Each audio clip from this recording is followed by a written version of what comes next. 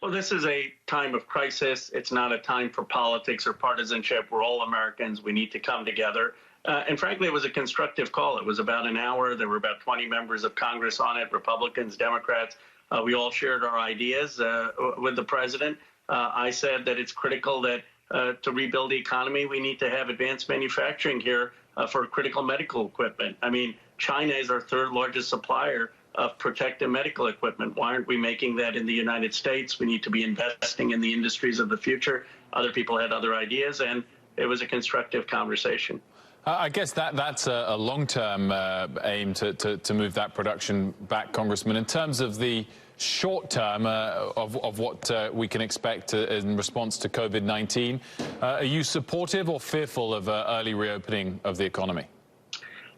I'm fearful if it's done without thought and without consultation with medical experts. So my view is it has to be gradual and in consultation with what the medical experts tell us. We know in Silicon Valley, Dr. Cody ordered a shelter in place on March 16th, the first in the country. 6 counties did. And as a result, our deaths have been many fewer than what they could have been. In fact, the former CDC director said that New York would have had 80% fewer deaths if they had sheltered in place when Dr. Cody did in Santa Clara. So I want to make sure we don't have a reemergence of a wave 2 that then halts the economy and that we defer to the medical experts.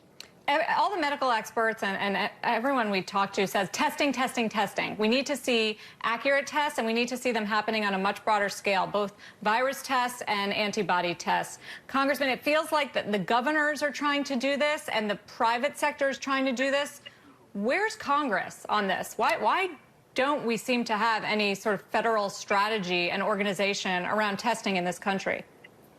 Well, it's a very fair question. First of all, we should have taken the test that the World Health Organization offered. I mean, that would have gotten us off to a better start. Second, we have fundamentally underinvested in public health in this country. I mean, the CDC director was before Congress and said he had a $10 billion budget compared to a $740 billion national security budget. And so they did not have the capacity, frankly, to do the testing that they needed to.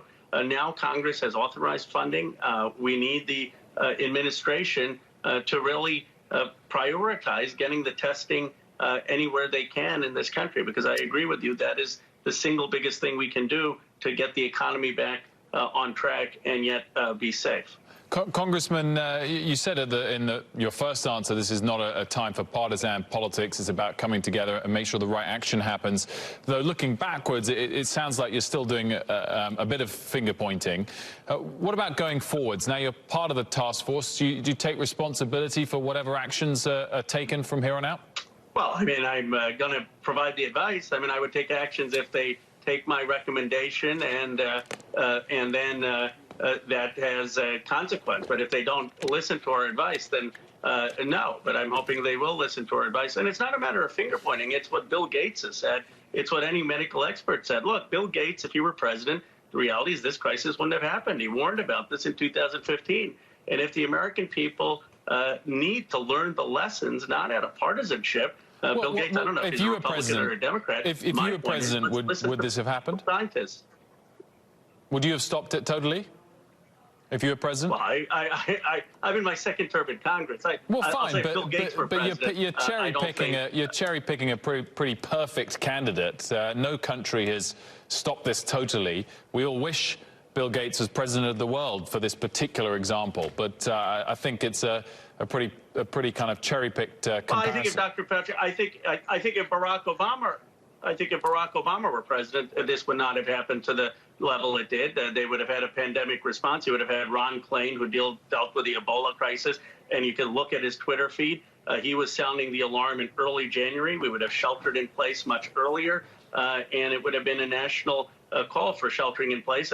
Do I think that there still would have been deaths? Yes. Do I think there still would have been cases? Yes. But do I think it would have been this severe? No. But the point isn't to blame this president. The point is to say, what are the lessons America needs to learn in terms of how we prevent a future pandemic and how we prevent a wave 2?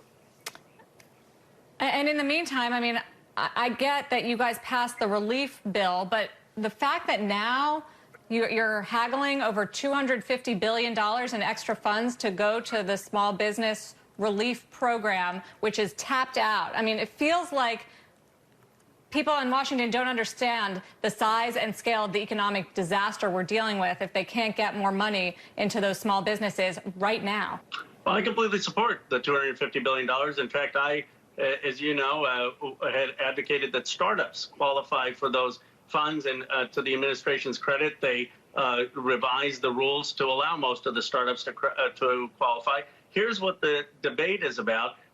There have been report after report that the businesses that are getting the loans are the ones that have the best relationships with the banks, that already have accounts in the banks. We want to make sure that the $250 billion isn't just going to go to the businesses that already have relationships with banks, but is going to go to people who may not have those existing relationships.